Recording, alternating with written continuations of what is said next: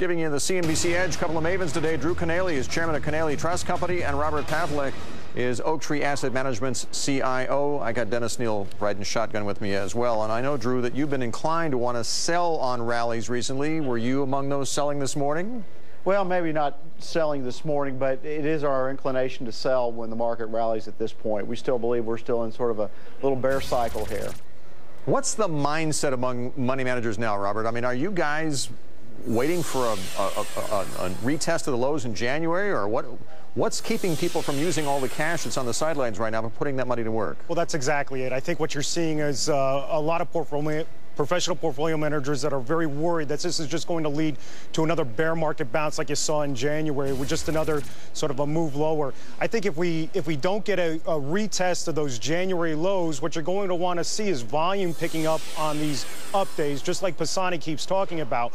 If you don't get that volume picking up, it's just really going to end up fading out. What you also need with up volume on up days is you need higher highs and higher lows. Yeah. You know, we haven't seen that yet. No conviction to speak of right now. Dennis? Hey, Drew, how you doing? So you like to sell on rallies. My gosh, but stocks are so cheap. If you look at the 20-year trailing multiple, 19.6, and right now they're at, what, 15 or 16 times earnings? What's the biggest thing holding the market back right now? Oh, it's even better if you look at it on cash flow. Stocks are even cheaper if you compare it to cash flow norms. It's just a problem of market sentiment. The fundamentals are fine. What you're still waiting for, or what they're looking for, is see if that unemployment number ticks up.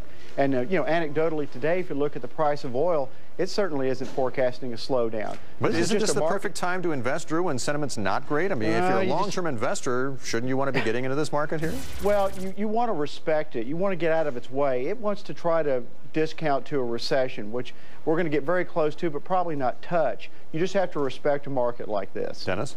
Hey, Bob. It seems to me like the next big fear is going to be the subprime crisis. Oh my gosh, it's spreading into corporate auction debt. It's going to spread into student loan-backed debt and that kind of thing. And yet, corporate default rate on corporate bonds like 0.8% or something. How much of a fear is that playing into the markets now? Well, I think you're probably going to see that for another couple of weeks. But, you know, these are variable rate demand obligations. These things reset each week. And so eventually you're going to see a lot of interest, especially when things pop up to 20%. But I think right now, as you're seeing volatility really playing havoc with the market, people are just sort of really dumping, you know, great quality, high quality names that will be moving higher when the economy begins to pick up. Right now, what you want to be doing is you want to be putting lists together of companies that you want to own longer term. You don't have to, you know, shoot your load all at the same time, but you want to be stepping in. You want to buy stocks when they're down. Take a lesson from real estate. Don't buy when prices are up. Buy when prices are down. Right. Do a little dollar cost averaging on the way. Okay, and a question for Drew. You know, you said it's not the fundamentals, it's how people feel. So what sign do you need to see before you begin to realize people feel better, I'm going to start buying stocks more?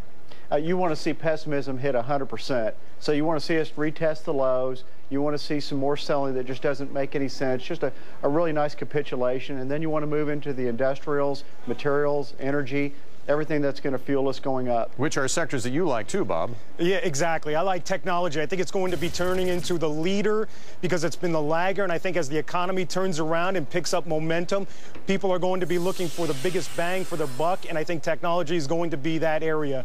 All right, guys. Thank you so much. Drew, Bob, good to see you both. Thanks for joining us today. Thank you. All right.